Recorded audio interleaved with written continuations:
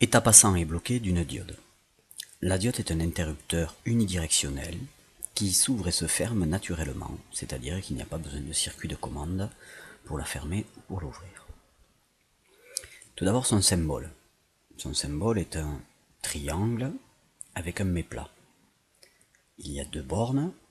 La borne qui est située du côté du K, formé par le triangle et le méplat, s'appelle la cathode, l'autre borne, l'anode. Nous allons étudier la diode dans la convention récepteur en orientant le courant dans le même sens que le triangle qui symbolise la diode. La caractéristique intensité courant d'une diode est la suivante. À tension nulle, le courant peut être positif, et à courant nul, la tension peut être négative. Aucun autre point de fonctionnement n'est possible. Cette diode est insérée dans un montage particulier qui comprend une source d'énergie.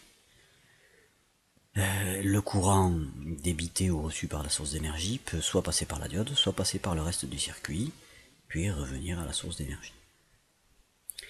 L'intensité du courant IL est dans un premier temps négative, puis positive, puis négative, puis positive, etc. etc.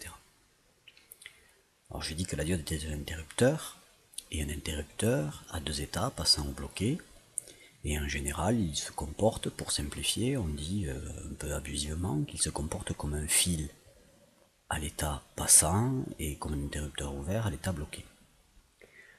Le plus facile des états pour la diode est l'état bloqué.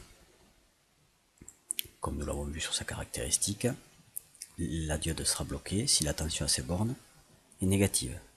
Donc, dès que la tension aux bornes de la diode est négative, c'est le plus simple. Tension négative, intensité du courant qui la traverse, nulle. Le cas le plus délicat est lorsque la diode est fermée. Alors un fil, un court-circuit, a une tension nulle à ses bornes et nécessairement une intensité de courant qui la traverse. Si l'on regarde pour la diode, lorsque la tension à ses bornes est nulle, l'intensité du courant n'est pas forcément non nulle. Et ici, elle est nulle. Donc elle ne se comporte pas comme un simple fil. Si c'était un fil, il y aurait du courant qui la traverserait. Alors, regardons comment est l'intensité du courant IL lorsque la diode a une tension nulle à ses bornes, mais aucun courant qui la traverse. Et bien, si nous remontons, nous voyons que le courant, l'intensité du courant IL orientée vers le bas est positive. C'est-à-dire qu'elle s'écoule vraiment dans ce sens. Tout se passe comme si elle essayait de remonter la diode. Le sens dans lequel la diode laisse passer le courant correspond au sens du triangle.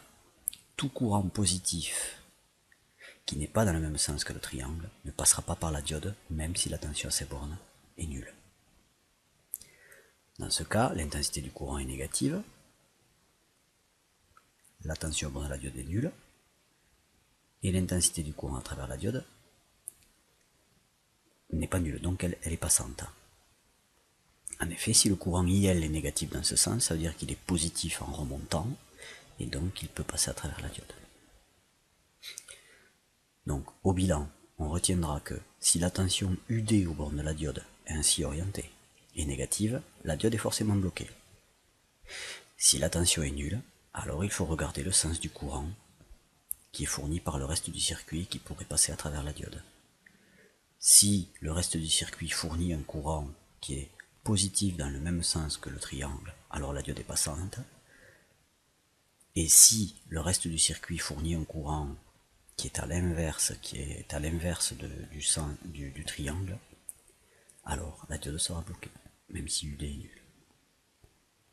Sur la caractéristique, la diode est passante lorsque UD vaut 0 et que ID est positif.